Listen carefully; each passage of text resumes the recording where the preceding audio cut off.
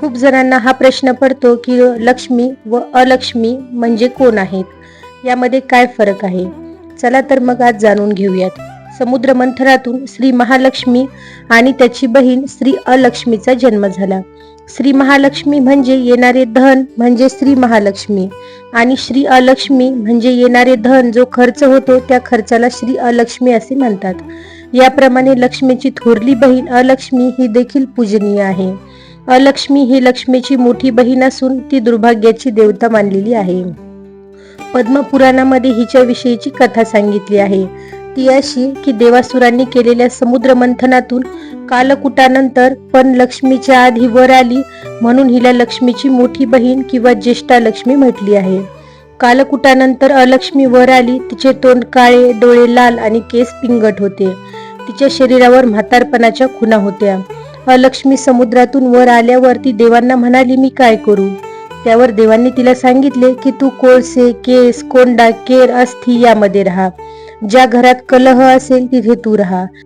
जिथे असत्य, कठोर भाषण चालते, सायंकाळी अभक्ष्य भक्षण केले जाते, गुरु, देव, अतिथी यांचा समादर होत नाही, वेदमंत्रांचा घोष जिथे नसतो, जिथे परद्रव्यापहरण, परदारागमन, सज्जन, निंदा इत्यादी गोष्टी चालतात तिथे तू राहा.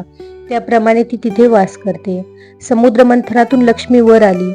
तिचा विष्णू बरोबर विवाह ठरला. परंतु ज्येष्ठेच्या आधी कनिष्ठेचे लग्न कसे करायचे असा प्रश्न लक्ष्मीने उपस्थित केला. तेव्हा विष्णूने अलक्ष्मीचे उद्दालक नावाच्या दीर्घ तपस्या करणाऱ्या ऋषी बरोबर लग्न लावून दिले. परंतु उद्दालकाचा वैदिक आचार पाहून तिला तो आवडेनासा झाला आणि उद्दालकालाही तिचा स्वभाव आवडला नाही.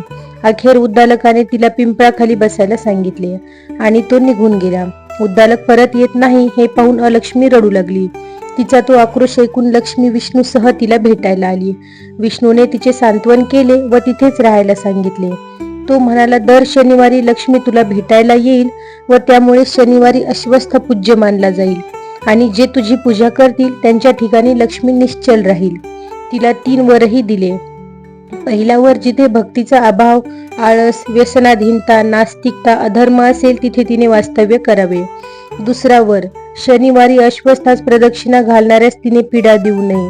तिसरा वर दरवर्षी भाद्रपद महिन्यात ज्येष्ठा नक्षत्रावर तिची पूजा केली जाईल असा होता. अलक्ष्मी ही द्विभुजा, कृष्णवर्णाची, मोठ्या ओठांची, लांब नाकाची, लोंबणाऱ्या स्तनांची, निळे व लाल रंगाची वस्त्र नेसलेली, उजव्या हातात कमळ आणि डाव्या हातात करहा धारण करणारी व भद्रपीठावर पाय सोडून सुखाने बसलेली असून तिने विविध अलंकार धारण केलेले असून वेणी घातलेली आहे. तिच्या रथावर काकचिन्हांकित ध्वज असतो. ती कन्यापुत्रासहित असते. तिच्या उजव्या बाजूला मागे बैलाचे तोंड असलेला मुलगा असतो. लक्ष्मीच्या आधी अलक्ष्मीला पूजले जाते. अलक्ष्मीला अवदसा पण म्हणतात. दिवाळीची मध्यरात्री नवीन केर सुनेने घरातील केर सुपात भरून तो बाहेर टाकावा. याला अलक्ष्मी, कचरा, दारिद्र्य, निस्सारण म्हणतात. एरवी कधीही रात्री घर झाडणे वा केर टाकणे करायचे नसते. फक्त या रात्री ते करायचे असते. कचरा काढताना सुपे आणि दिमडी वाजवूनही अलक्ष्मीला हकलून लावतात.